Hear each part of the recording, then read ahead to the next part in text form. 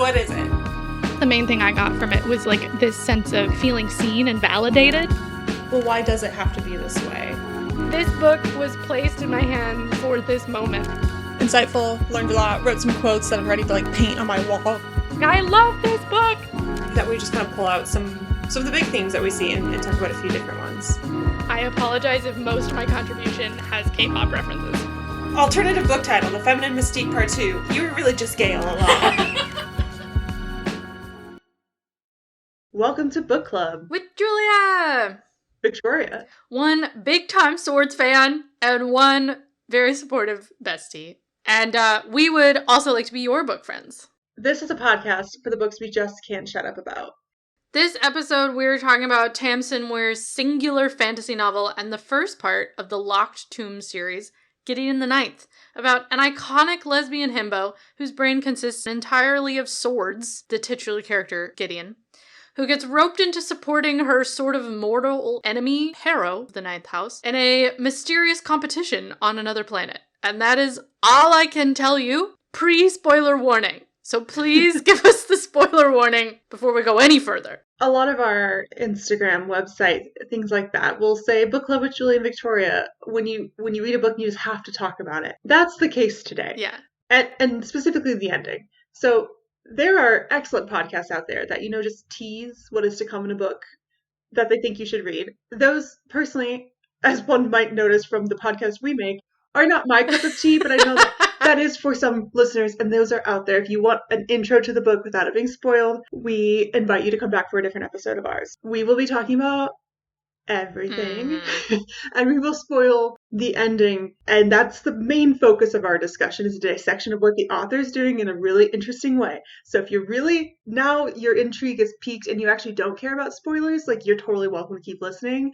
If you've already read the book, welcome. We'll give a little recap, so if it's been a few years, you can remember. But yeah, this is your official spoiler warning. If you're still listening, you're consenting to have the plot spoiled. Yeah. Because of the way we want to discuss this book, there are some other plots that we are going to spoil from other media, but these are decades or hundreds of years old, I'll say for one. So, advanced spoiler warning for the plots of Book 1/Season 1 of Game of Thrones, My Sister's Keeper, both the book and the film, Our Flag Means Death Season 2, which I guess is not decades old, but if you were going to watch it, you probably already have. Yeah. The Divergent series, as well as it's a newer book, Our Wives Under the Sea. I don't feel like the spoiler's that big on that one. No. But technically just wanted to put it all up front. We will announce, hey, we are now talking about this book, and you can, skip forward. Yeah, all the supplementary things, we'll give you a chance to skip forward, but if you want to skip forward the Gideon the Ninth spoiler, you're going to have to skip to the end of the episode. Yeah. Okay, that's enough of that. Carry on. Carrying on. If you would like to support us, please rate, review, subscribe on wherever you're listening to us right now. Leave a little comment on Spotify. Those are so cute. We love the comments.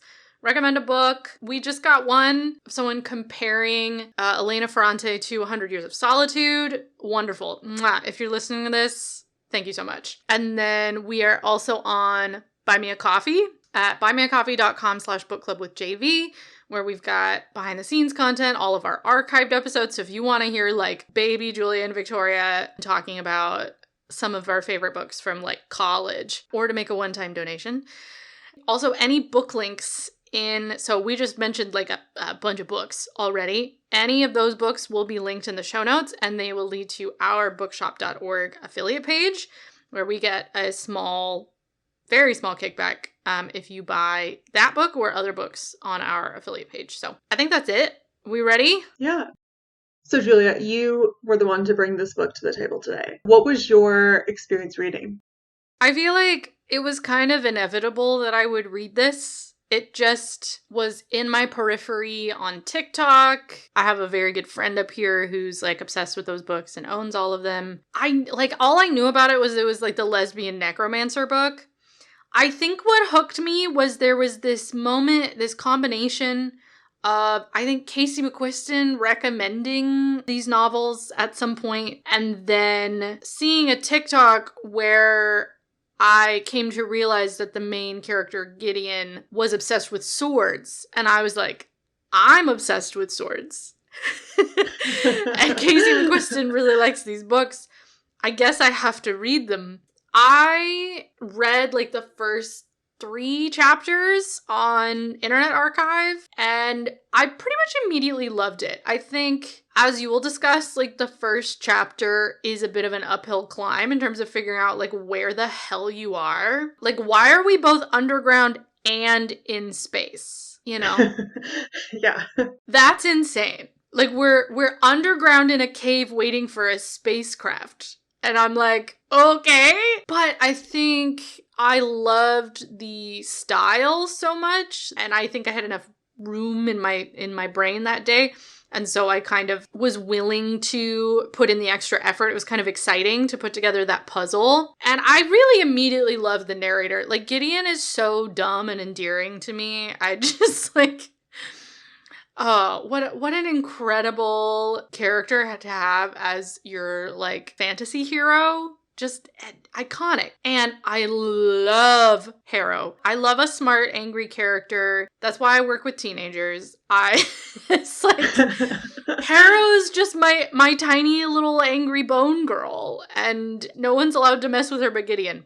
I loved them both so much. And I was like, I feel like there's more plot coming. I think we spent a little too long on the Ninth House, but there was a lot of essential stuff there, so I was like, whatever. And then by the time we get to the actual competition, I was like, oh man, this is great. This is incredible. And then the ending was like, I was crying. It was like a whole journey. I was really not prepared for how much I would love this. I did think I was getting a romance, and I didn't really get that, but it was also so much more gay than I expected. So it was an odd kind of shift, I think, for me. Interplanetary politics, fun science puzzles. It's like all my favorite things. So can't wait for book 2. I'm obsessed. Let's go. How about you? I think you had a bit of a harder time with the beginning. In some ways, similar to you, I'd known of this book for quite a while. A few years ago, I had a coworker that was like super excited when Gideon the Ninth, which is the 3rd book in the series, came out, and was just like flipping out. I'm like, oh my gosh, you have to read this series. I love it so much. My coworker is Kiwi from New Zealand, and the author is as well. And so they were like, this is great. And so I was like, cool, I'll read that someday. And I generally trust my coworkers' recommendations on books. I have a lot of faith in the folks I work with. We like a lot of the same things. So it was on my radar. And then finally, like probably about a year ago, I picked it up at a used bookstore. And I'm like, cool, maybe this is the book I buy today. And I read the first chapter and I was like, I'm not here for this. Like, I'm having a hard time. I'm down for just getting thrown in a wild world sometimes and you figure it out. But like that day was not that day. So I bought a different book instead. And then eventually you beat me to the punch and finally read it, sent it to me. And I read it pretty quickly after you sent it, even though I was supposed to be reading a different book for this podcast that I still haven't finished, that we still have postponed the episode because I still haven't read the book. But here we are, Gideon the Ninth. Look, I still read something. You read something. And it was also gay, so it all worked out. The next 7 books are all fantasy sci-fi novels, and you're like, Victoria, we gotta put in some other genres. And I'm like, I'm sorry, it's just the only thing I'm reading right now. But anyways, so yeah, I was skeptical I was going to like it, even when I was forcing myself through the first little bit. But once you hit that moment where the characters arrive on the planet where most of the action happens for the story, that I was hooked. Like, I think I texted you that day and it was like, oh, okay, I'm in it now. Yeah. Like, and then I finished it very quickly after that. So yeah, I loved it. I'm looking forward to reading the next 2 books. As of recording, 3 of the promised 4 books are out, so I haven't picked them up yet, but looking forward to reading more of the series. Yeah, the 4th one's taking a long time. Also, I'm pretty sure the 3rd one is technically supposed to just be the first half of the original 3rd book that she had in her mind, and was like, oh, this is its own book. And so now the 4th one is like, surprise! So people are wondering why it's taking so long. But I'm excited to like be getting into these just as like the last one is about to come out, because I don't know if I think I could handle the tension of waiting for these one at a time. Honestly, part of me wishes I would have waited till the 4th one came out, but I'll read slowly, and so hopefully it comes out this year or next. I say it's why I haven't read Name of the Wind yet, because Patrick Rothfuss hasn't finished the series, and everyone says it's amazing, but then they're like all like, heartbroken that the series hasn't finished yet and he hasn't written the last book. And so I'm just not going to start it. If he wants me to be an avid reader, I heard he's just not going to finish them. that would be devastating for everyone involved, but that's why I'm not reading it, so I don't get my hopes up. Yeah, I get that way too sometimes.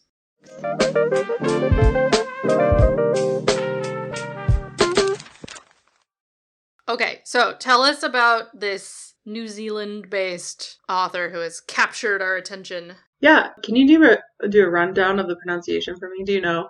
I believe it's Tamsyn Muir. Okay. It's ridiculous because I am pulling that pronunciation from a Lord of the Rings word. So let's check. Howtopronounce.com is saying Muir. Okay, cool. We'll do that. So our author, Tamsyn Muir, is a New Zealand author known for her sci-fi, fantasy, and horror writing. There's a really great interview that she gave with the Three Crows magazine that we'll link in the show notes where I got a lot of my research notes. She came out as lesbian in the early aughts, which is a really tough time.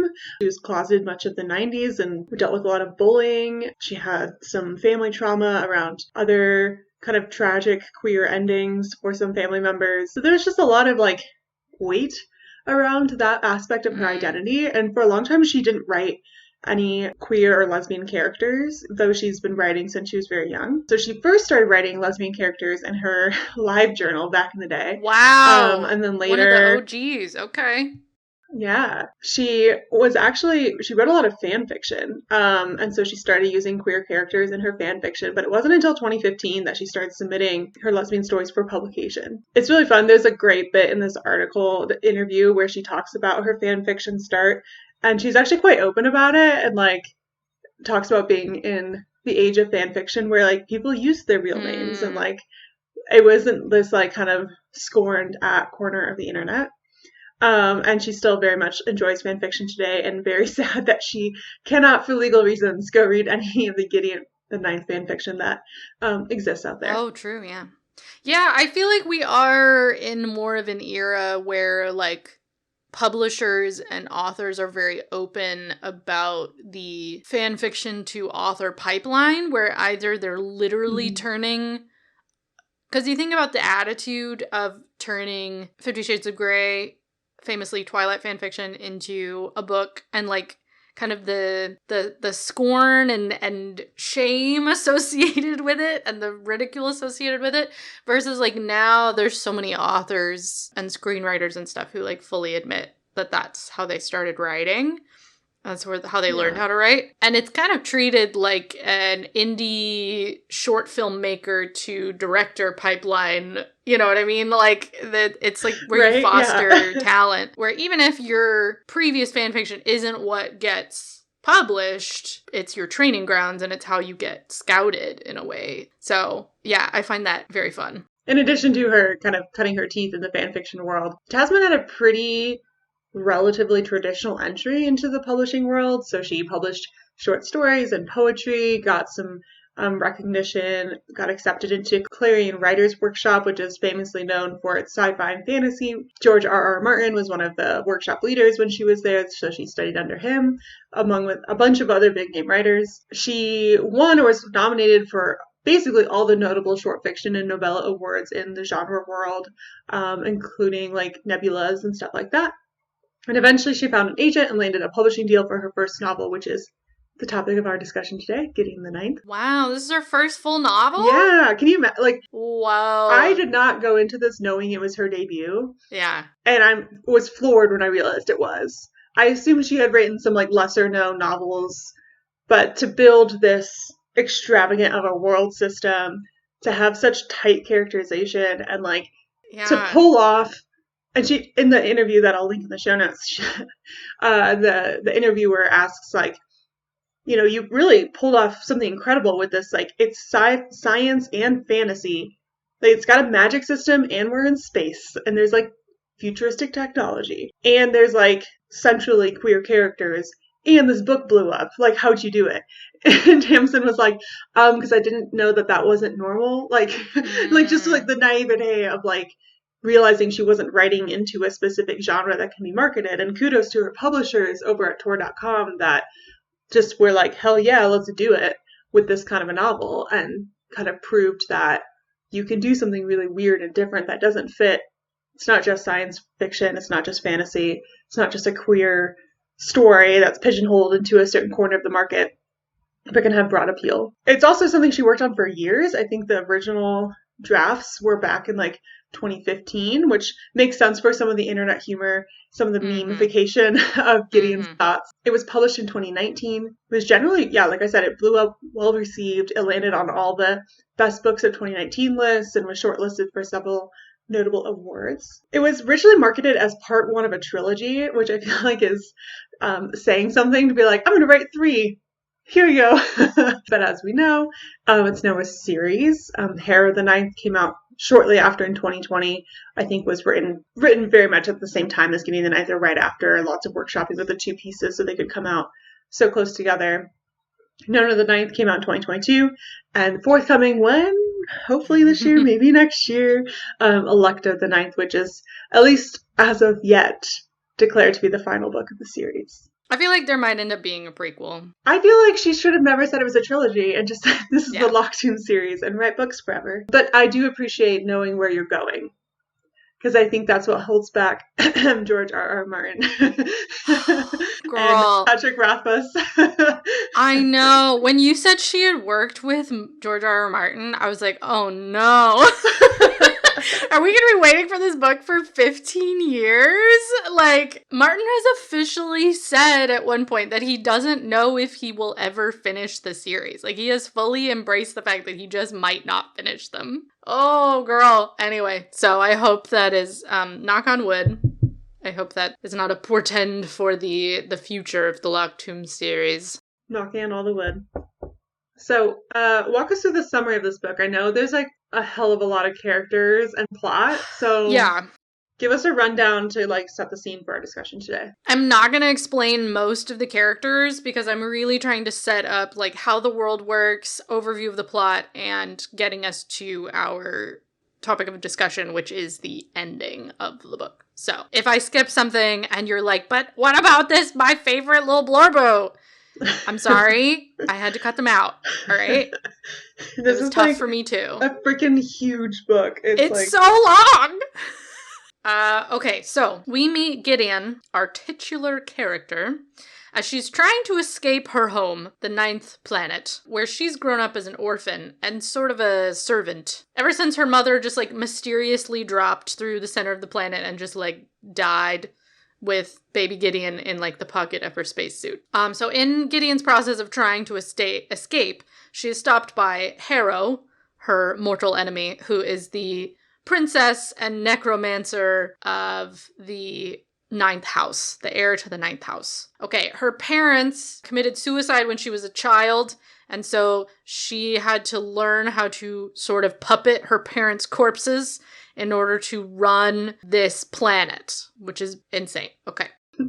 Like the definition of puppet leaders at this point. Literally a puppet leader, yeah. Harrow and Gideon hate each other, but they're also the only people their age on, like, the entire planet, surrounded by death or, like, literally dead people. They only have each other, but also they're like, ugh, right? There's a bunch of local politics stuff that doesn't really matter much for this discussion. The important thing is that there's a summons from Emperor God, the Emperor Undying savior of the universe, whatever, who is calling all the necromancer heirs of the 9 houses / planets, who each specialize in a different kind of necromancy, and that's super fun to get into that whole world, but we're not going to do it today. And they're cavaliers. So necromancer is sort of assigned a protector / sword person who they develop an extremely codependent relationship. And every once in a while they marry each other, but not all the time. Sometimes they're related. It's very codependent. So they're all summoned, one set from each planet, to the sort of decaying first planet to compete to become lictors, who are the official undying warriors of the Emperor. And Harrow's cavalier turned tail. He was a bit of an idiot, so we don't care about him. But Gideon loves swords.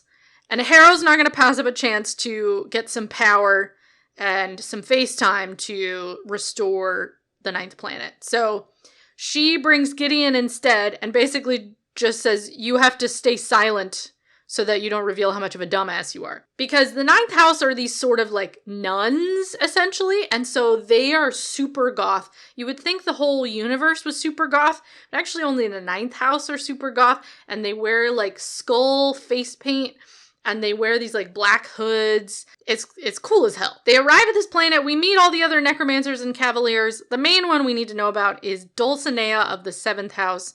Basically, the seventh house has this like genetic, they all like die of consumption by the age of like 20 or something. But because they're like dying for such a long time, it generates a lot of necromantic power. And so they keep it in the family. So she shows up dying of consumption. She really should not be here. We're concerned for her. And Gideon spends a lot of the novel kind of being in love with her and trying very hard to help this poor damsel in distress, which is really an act. She's fine. Well, I mean, she's not, but we'll get there. Right. Well, yeah. She can handle herself. Everyone competing gets these extremely vague instructions and key rings from these mysterious sort of empty people.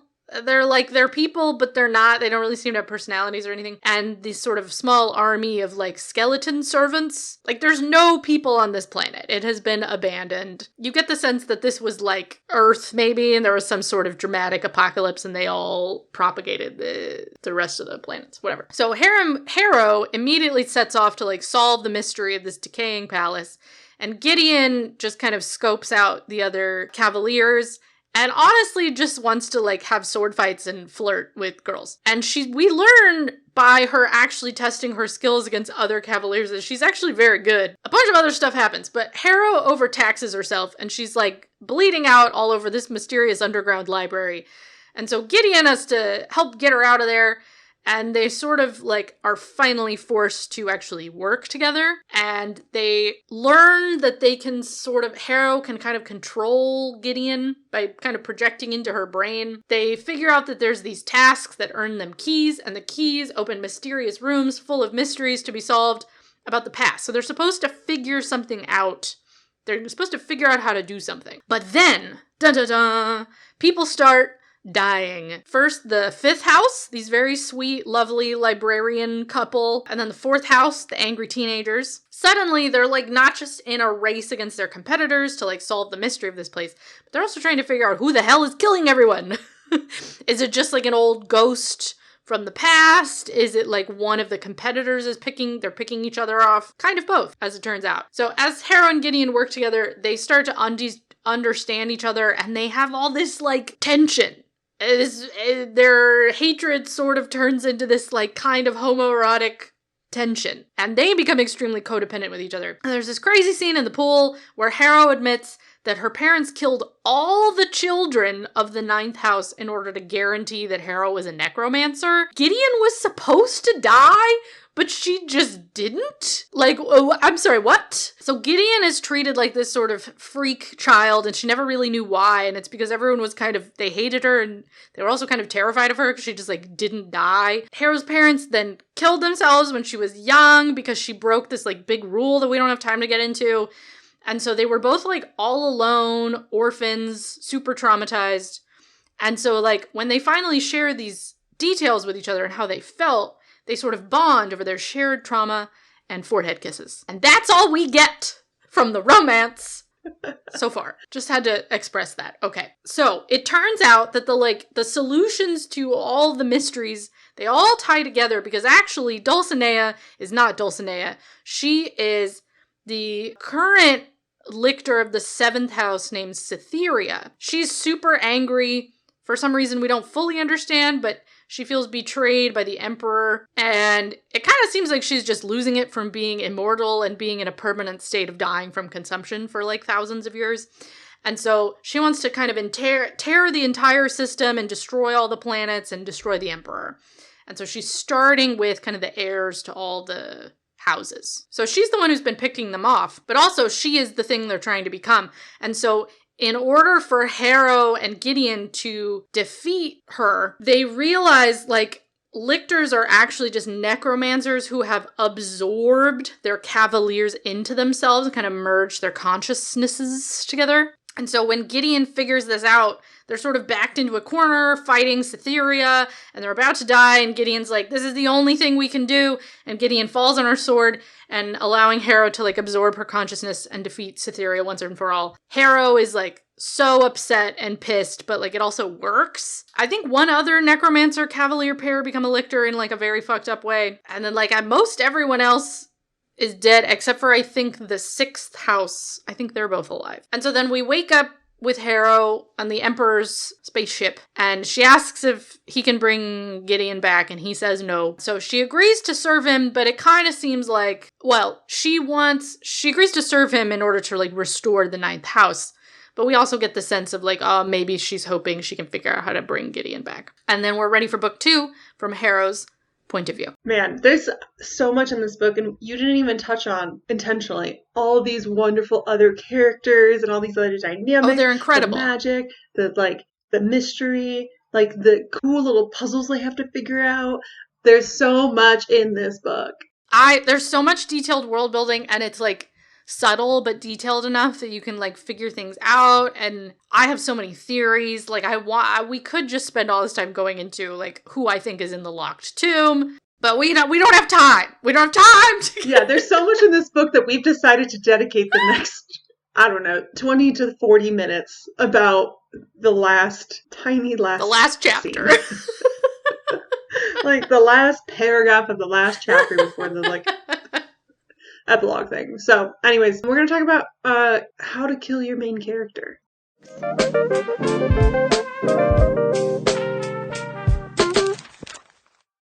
Our main character, Gideon, dies at the end of the novel. And it's crazy, but it works. Mm-hmm. And Lily and I have decided we want to spend a lot of time figuring out why. It's really rare that you kill a main character in a novel, especially one that you're, like, so close to, like, POV-wise. And it rarely works. Like, there's so many examples, and we'll get into some of them, when we're like, that one kind of sucked. Because readers get very upset when they lose a character that they've been identifying with and embodying the whole story. There's also a lot of logistical issues of, like, if we're getting it from someone's point of view, what happens when that point of view no longer exists? So we're going to dig into all of that. This is our writing workshop 101 of how to kill your main character. Dun, dun, dun. We've picked out sort of three sort of key things that you have to consider or deal with or establish in order to have any kind of a success killing a main character. Victoria, why don't you start us off with the first one? So whenever you're building your world, you are, in a way, establishing a contract with the reader. And especially when it comes to killing off your main character, you have to establish a contract where the environment, the ethos, the rules of the world are in a certain way that the main character death feels like inevitable, like that's what needs to happen for this story, and it makes sense. But it also can't be like, I don't know, I guess you could write a story where it's inevitable and boring, but like you have to keep it exciting somehow. So inevitable, but maybe you don't see it coming the entire time. So one way to do this is that you start killing off other characters. So when people die, we have to know, do they stay dead? Do we create these character deaths that there's like a system of meaning in the world for what death means? I think the first example you and I immediately thought of course, is Game of Thrones. Spoiler warning for Game of Thrones! If you somehow don't know, specifically the first book / season, I'd be surprised. So in Game of Thrones, we have this like extremely shocking death of what feels like the primary point of view character. I haven't read the books, but what I've heard is each chapter changes which point of view they're told from.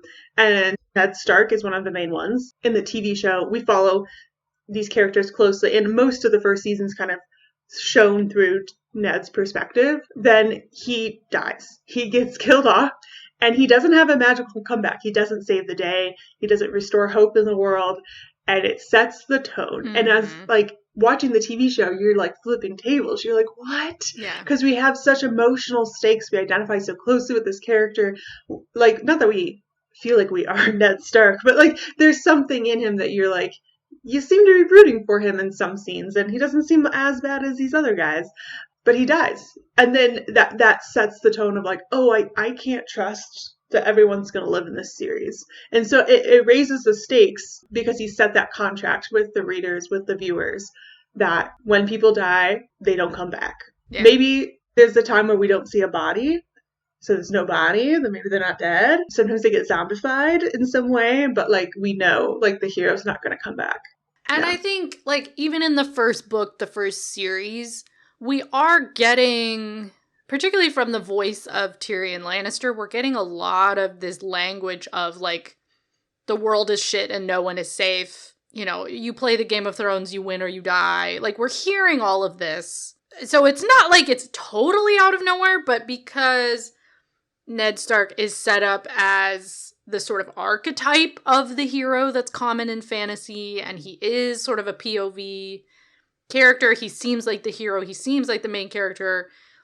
It's super shocking that he gets killed off, but it's not totally out of place with like the worldview of the book so far. And then you're exactly right. From that point on, we now understand like just because you're a good person, a good character, it doesn't mean you're not going to die. So that's an example of establishing a consistent contract. It's kind of a stressful contract that a lot of people didn't enjoy, but it is a contract and it sticks to its guns, right? It stays internally consistent as a story. That is not so much the case with our Flagbean's death. And so, spoilers for the next 2 minutes about our Flagbean's death, season 2. We obviously have talked so much about this show. We love this show. Okay, it has a dear, dear place in our hearts. There are sort of 2 character deaths. One establishes the tone, and then the second sort of breaks that contract. So early on in season 2, we have Ed, who gets killed, quote unquote, and he is quite literally saved, like, by the power of love, by Steed, who's like a fucking goldfish mermaid, and they're like, this woman's work by Kate Bush is playing. Like, this show is not serious, right? This is the tone that has been provided to us. Like, yes, dark things happen. Only bad guys and only, as we'll get into, straight people die on this show, right? That is the pattern. It's always like we're killing off the British soldiers, or like we're beating down these other pirates that are really mean and hate us. They're really mean. And we talk about our feelings and we embrace their crew that has trauma to be a part of our crew so that they can embrace their feelings too. And then we're going to think really hard about what it meant to kill that person. So it's really hard to kill a pirate. And that's the tone of the show. And so they kind of frustrated us beyond compare that Julie and I needed a 2-hour phone call to dissect it when they broke the contract with us. By they, I mean the show writers. They killed Izzy. Izzy's one of the pirates on our ship. He's one of the quote-unquote Izzy's one of the pirates on our ship. And he's not, like, obviously one of the 2 romantic leads, but we do get his point of view a good amount. And he is one of, like, the main characters. And then, literally in the last 5 minutes of the last episode, he gets killed. And so then it sort of communicates to the audience that, like, this character had been redeemed. We'd been redeeming him the entire show because he learned to, like, talk about his feelings and embrace who he is and be loved. He then gets treated like a bad guy, right? Up until this point, no one could die except the British and the French, because, like, you know, fuck them. As specifically the, like, militaries. Oh, and then aristocrats. That entire boat of French aristocrats just, like, died. That was great. Anyway, our beloved redeemed character then gets treated like a bad guy through the language of the show. The language of the show establishes bad guys die, good guys live. Good guys fall in love and get happily ever after. And so by the rules of the show, we're being told that this is now a bad guy character, and that made people very upset because we love Izzy. Izzy's our little guy. I honestly forget that Izzy dies because I don't think I accepted that as, like, canon. Yeah, no, he's not dead, actually. He's not dead. He just lost a lot of blood and he's recovering downstairs. Yeah. So yeah, you basically, in summary with those 2, you can sort of see how, like, the tone of the show of who's allowed to die and who's allowed to stay dead really tells you what's going to happen with your main characters, and you sort of settle into a groove that way. And I think, bringing it back to Gideon the Ninth, we do get character deaths at some pivotal midway points that start to set the contract, right? Because at this point, I didn't really know much about this magic necromancy that the author created, and I was like, maybe they're all dead in some way, but it seems like you can die. I don't really know. So when we do have the fifth house characters who we've come to like suddenly murdered, we're like, oh, okay, that's what's happening now. That kind of set the tone. So it wasn't that we got to the very end and Gideon is the very first one to be axed and everyone else is still alive. Gideon's also not the first one to become, Gideon and Hera aren't the first people to become a lictor either. We've seen this with another character who did it by force to her cavalier, and it kind of went sideways, but it mostly worked. And so the system is set up both in the contract with the reader, but also just like the logic of this world. It doesn't feel like, oh, okay, then suddenly Hera just absorbs Gideon's consciousness out of literally nowhere. We've spent the entire, at least mystery part of the novel, figuring out how to become a lictor and then what it actually looks like. We saw an example of a very old lictor, a very freshly, newly minted lictor, and then we get Gideon. So again, the inevitability, like it's gonna happen, but you're also like, maybe it won't. Yeah. Because there is a little bit of an open, like we're not 100% sure. I feel like what really hammers it home is when we find the body of there's a body that's missing for a long time, and then finally we find him and we're like, oh, okay. So that's when I feel like it really gets hammered home once we see the body, right? Where's the body? Right, the whole time I'm like, he's not dead. Oh, we found a body incinerated. Yeah. And actually we find two bodies incinerated because what's-her-face, old lictor, is pretending to be Dulcinea and threw Dulcinea and her cavalier in a cremation thing, a furnace. Yeah. Yeah, and then I think, like, not just, like, people stay dead, but as I was mentioning with Game of Thrones, like, there needs to be kind of a worldview established as well that goes along with elements of the plot. So you understand kind of the belief system or the rules that the author is establishing. Feel free to jump in here. But I feel like Gideon the Ninth is kind of fascinating because they are so steeped in death, right? Like, it's not necessarily nihilistic per se, but because there is this embrace of death in just like the very fact of their lives, in the way that like they practice necromancy and like that's their job essentially, and they're constantly studying different ways to like use death, and they get power from death, and so you're just like surrounded by it at all times. That closeness to death has a kind of darkness and inevitability to it. But I think because we're getting the story from Gideon's POV, and like, I think because she's unkillable, honestly, has and I think it's partly her coping mechanism, you know, is to just be kind of an idiot. But she has this kind of unkillable optimism and dumbassery that keeps this lightness throughout the story, but we never really leave death. We just kind of embraced. Yeah, there's a lot of humor to Gideon's POV, even though it's not happy subject matter necessarily, but it doesn't have like a super heavy tone. It's not the darkness of like Game of Thrones kind of deal. Yeah, it feels like the deaths have meaning, maybe, is the difference. Yeah, it's less like, oh, our world is so uncertain and chaotic and it's a hard world out there. It's more like, this is the fact of life. We're going to do difficult things. Oh, shit, people are actually dying. This is real now. I think even the characters have that moment of like, oh, this is real. Because they're all like traipsing around in the basement, and these like not quite real people that are like their camp counselors basically are like terrified of going down there. And you're like, why? Like, what's wrong down there? And then that's when it's like the monster is getting everyone. Also, when the characters die, they get power, but also they literally like win the competition. Like, that's what I think the rules of all of this, of the environment, but also all of the storylines, the mystery, like the multiple mysteries, and the like whole competition of who gets to become a lictor is all resolved in Gideon's death. Like, in order for Hera and Gideon to quote unquote win, which is the goal of the entire novel, we think, right? That's the journey we're on.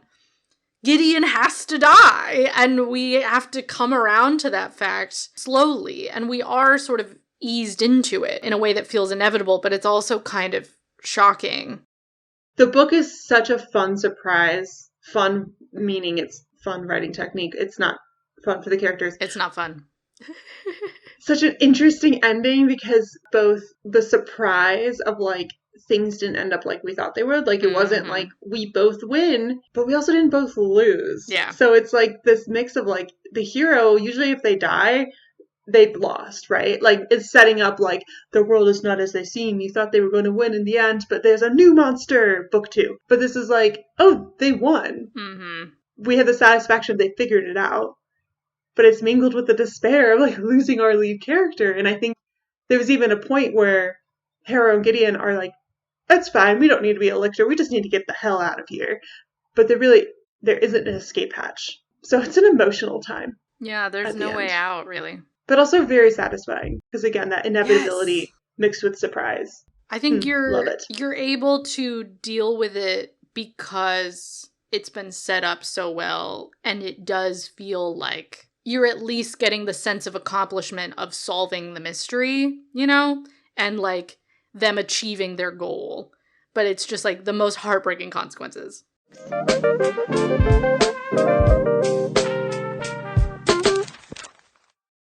And I find the heartbreaking consequences and the sort of constant immersion in death really fascinating. If you compare that to the way that most maybe English language novels or like Western European tradition novel or just American maybe we're the only ones that have this bad of a relationship with death. I don't know.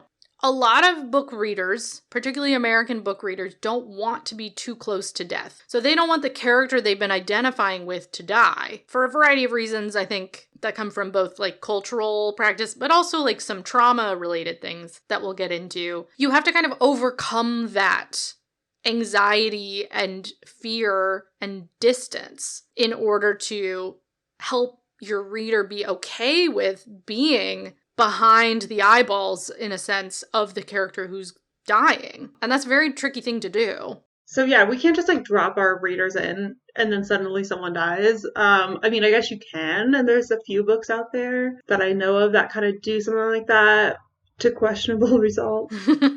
Usually, like you say, we have to establish like this is a book about death in a way that American readers, if you're targeting an American audience, are going to get on board with. Obviously, Tamsyn is not American, maybe wasn't even writing for an American audience, but we are Americans and we can't see out of our own point of view sometimes. So that's what I'm talking about. My Sister's Keeper by Jodi Picoult. I don't need an entire episode of Book Club with Julie and Victoria, but I've been leading up to this 5 minutes for a long time in the back of my mind because I read My Sister's Keeper when I was in high school.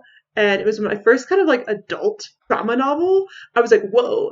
If you don't know the premise, there's a young girl who's our central character who is filing for emancipation from her parents. And we find out the reason is that this young girl was basically conceived with the hope that she'd be a genetic match for her sister who has leukemia. This young girl has spent almost her entire life being like a blood donor, a like bone marrow donor, like donating all these parts of her body to keep her sister alive. And the twist is we find out it's actually her sister who is pushing her sister, like telling her sister, like, you need to break away. Like, I'm done fighting this. Like, I don't want you to be giving your body parts to me anymore when she needs like a kidney transplant or something like that. So all that to say, in the book, you get left with the sense of like the world is random and death can happen to you anywhere. Because right after she gets her emancipation, the young girl dies in a car crash.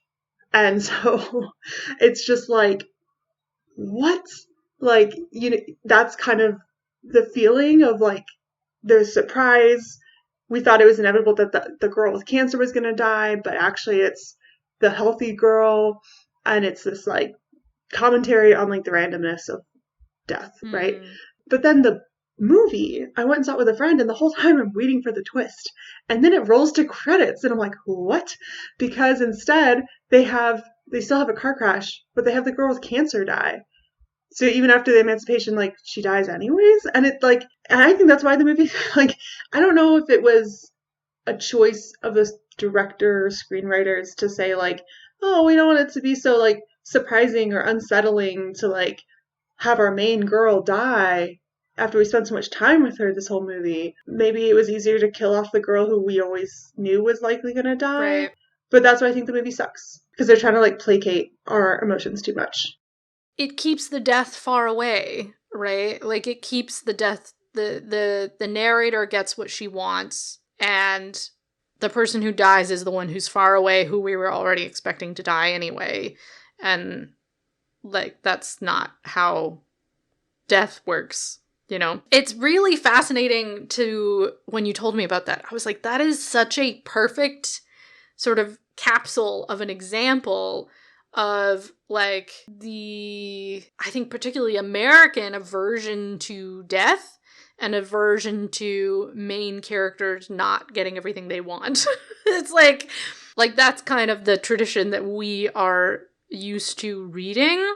And I think there is a bit of it in all of the sort of English colonial literary tradition. So I feel like we can make some comparisons to New Zealand, even though it's become its own thing because there's some shared genetic material.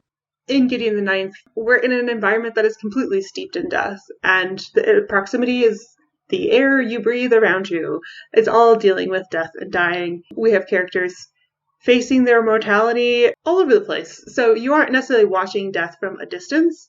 You're in it from like the very beginning. So it like gets you used to death.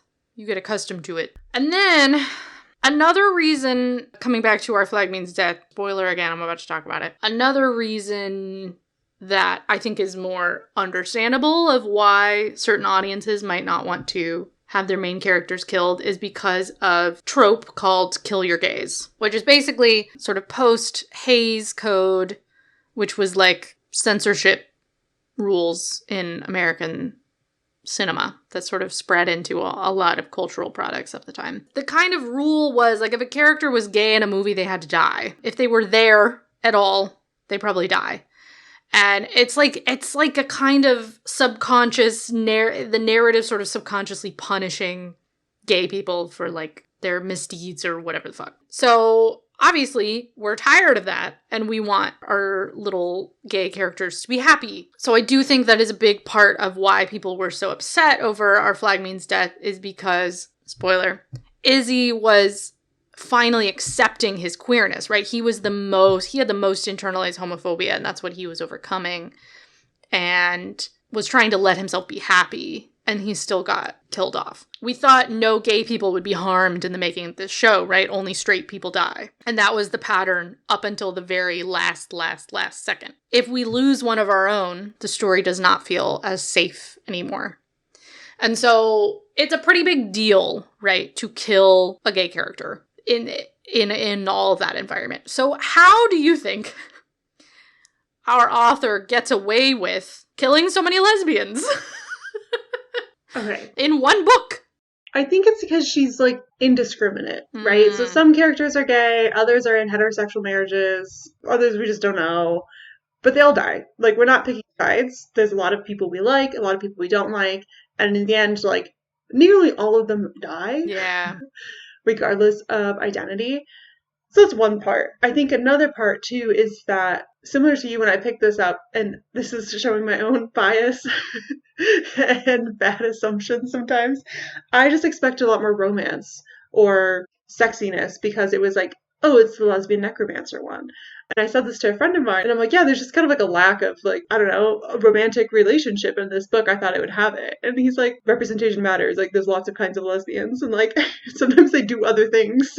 He's like, we need books where lesbians just like sword fight. And I'm like, you're exactly right. And I think that's another part too, that this isn't like an identity story. Yeah. You know, we don't have a character or a protagonist that's like coming out or like facing homophobia or dealing with like uncertainty about herself in that regard. It's just like, she has red hair, she is lesbian. It's just a part of her. And so I think that's also why it doesn't feel like a kill your gays in the way that Izzy's death in Our Flag Means Death meant. That's a great point. That like queerness is so ubiquitous in this in this world, and it's also not the subject, right? Like, the subject of Our Flag Means Death is learning to accept your queerness in however that manifests, right? This book has nothing to do with that.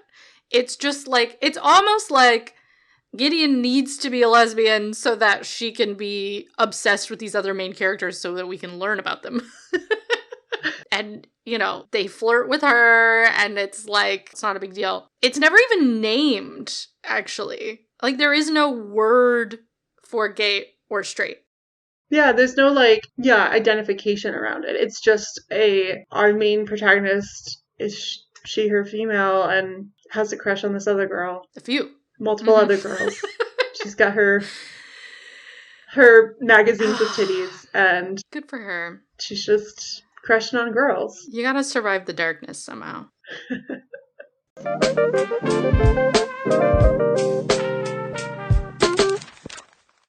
Okay, and then the last thing, rule number 3.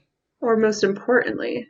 Honestly, from a technical perspective, yeah. Point of view. Can you kill the narrator?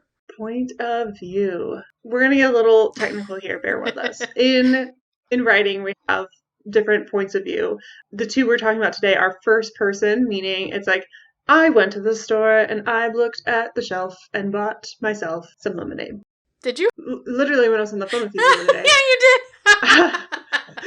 did! A close third would be like, Victoria wandered into Trader Joe's while she was on the phone with Julia, wondering to herself if she could find a refreshing summer drink to finish on her walk home. She was disappointed to see that there was only the 1 liter size of lemonade and decided, you know what? I'm worth it. And bought the whole damn thing and drank it in 4 days. This is a true story. So that's like a close third, right? Like it's like not in my I point of view, but it's close enough that it's in my thoughts, it's in my feelings, right? Victoria, the character, we're very close to her. The way I think about it is that it's a sort of remnant of the oral tradition of storytelling, where like first person is you are telling the story of what happened to you. Third person is you're telling the story of what happened to someone else. But if you know the person really well, and it's a second-hand account maybe, and you know what they were thinking and feeling at the time, you know their voice really well, you can sort of put on their tone and describe what they're thinking and feeling in these moments you're talking about. But it's not you, but you're sort of able to put the audience in their head in those moments. So we call that a close third. Yeah. Because then an omniscient third is like, you're really far away from the characters. You don't know them at all, and you're just describing what you're seeing like in a movie or something. All this is important to say, because if you have a first person or a close third, things are going to change if that person dies. And like dies. It's not like, I've read a couple books. I can't think of them off the top of my head, but where there's like, Friday the 13th was the day that I died. Right? You know, you're like, okay, yes. So you didn't like actually die because you're telling the story. Right. Or you died and like, that's when I became a ghost. But like they're not like dead if they can't tell their story, because obviously they're still here. Paradox. Right. And so you have to be really creative as a writer of how you're going to address this. You can do a first person. I don't know if you can, though. So we have an example of a first person where the character dies, but it doesn't work well. No, it's really bad. Divergent by Veronica Roth is a teen series that came out around the time of like Hunger Games and those other big blockbuster kind of YA series. It's pretty bad. Wouldn't recommend it. I know. Julia reminded me that I once gave her an entire book review of the series, sitting on the floor of her bedroom once to be like, don't read it for all these reasons. The main character, the first person POV character, is killed off in the 3rd book, and the 4th book is just then narrated from a different point of view. It didn't really work in that book. If you know of an example where it worked, please write it, and I want to know. I'm going to say generally, like, even if you have like an unreliable narrator, first person point of view is like your promise that the main character won't die. And I have yet to be proven otherwise that it's going to work if you try to like kill that voice off and then just immediately appear in another voice, right? Or like die, like you were saying, die in relation to the story, in the sense that they like if there are rules established where they can be a ghost or be a zombie or be a vampire or whatever, then like in relation to the story, they're not dead, but like physically they're dead, sure. But they're still telling the story. You know, if we're going back to the assumption that this is coming from an oral tradition, right? If we're being told this story from first person, we're assuming that the person telling us the story is alive in the present and telling it to us directly, right? Themselves. And so that feels like a promise that they might be lying to us about stuff, but that feels like a promise that they're going to survive the story. I guess there's probably something you can do with present tense, first person, where literally the last sentence is something about like going to darkness or something where like, and then I saw nothing, or then I see nothing. You could maybe pull that off. Again, show me some examples. Would love to hear it. One time where this has worked a little bit is actually because we had first person point of view, but we had two narrators. Spoilers ahead. Well, I guess it's already spoiled if we're talking about the main character dies. Our Wives Under the Sea for like 2 seconds here. We do have two narrators and they switch off. And so we actually get to see the death of one of them through the other's POV. So it's like not quite the same deal. We're not in the POV of the dying person when they're dying, but it is an example where they have like two different narrators, allowing one narrator to be killed off. And we also have the interior plot device of the character that dies writes a journal. Yeah. And so you can assume that everything we're reading from her point of view, we're reading alongside the other narrator in her diary.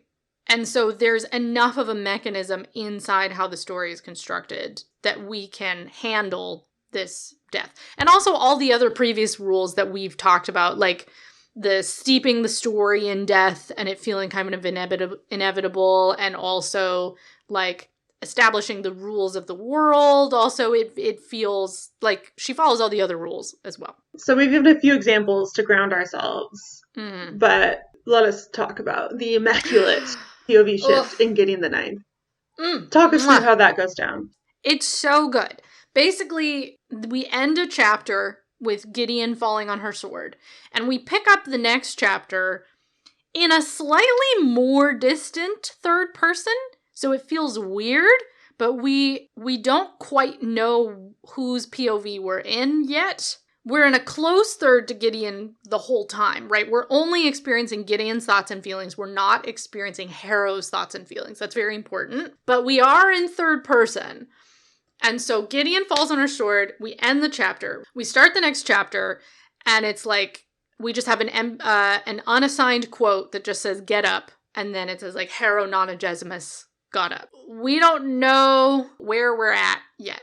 And Gideon is kind of there in Harrow's head, right? Because they've just like merged their consciousnesses or whatever.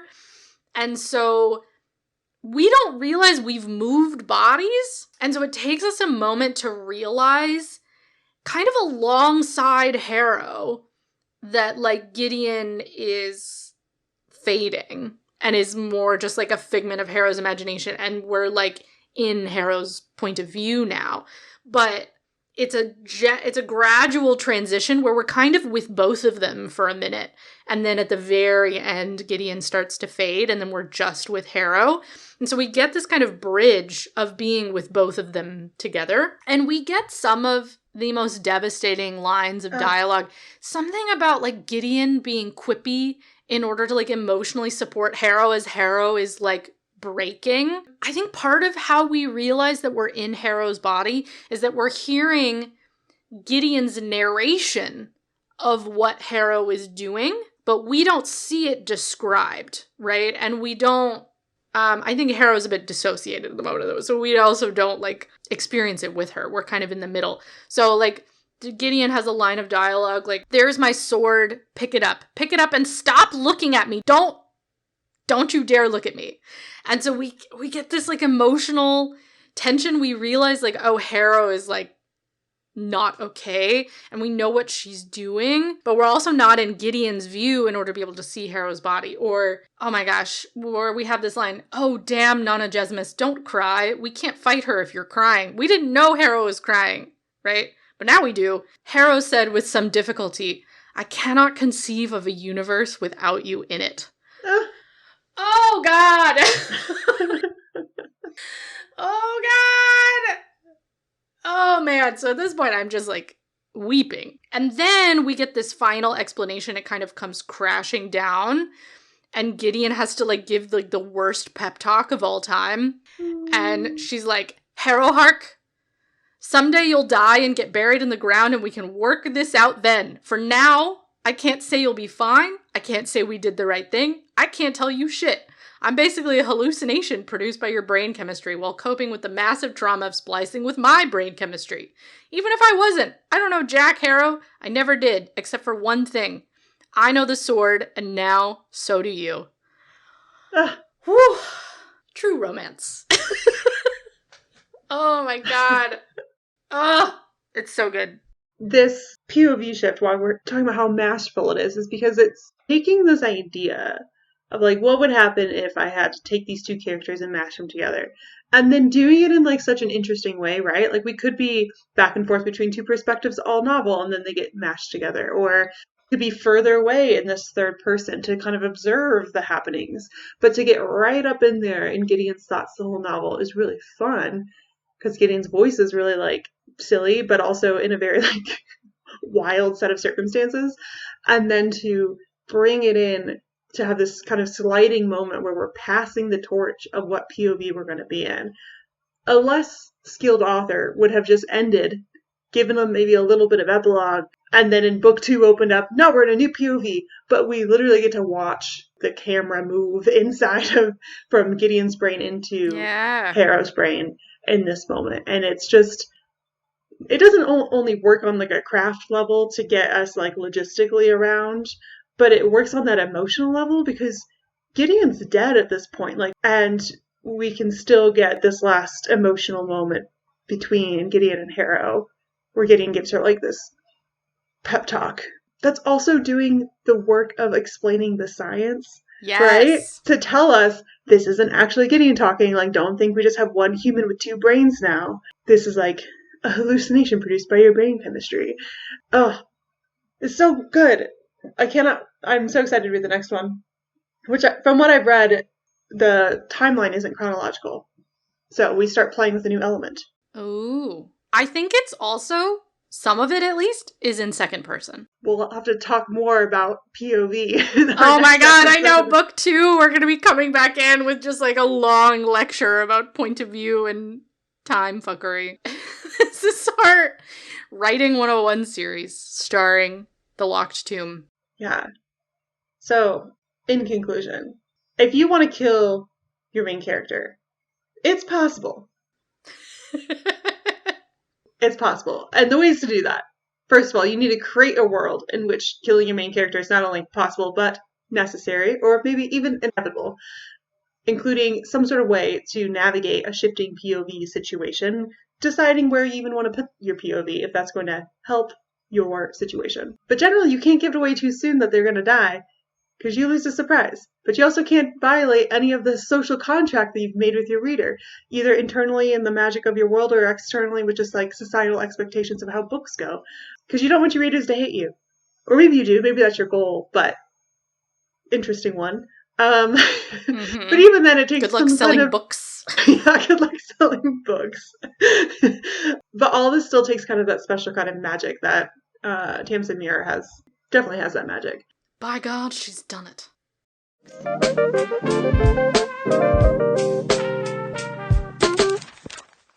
If you've made it this far in our episode, meaning you've probably read Gideon the Ninth, otherwise you're just really brave, what should they read next? Yes. Obviously go continue reading the Locked Tomb series. Harrow the Ninth, Nona the Ninth are currently out as of time of recording.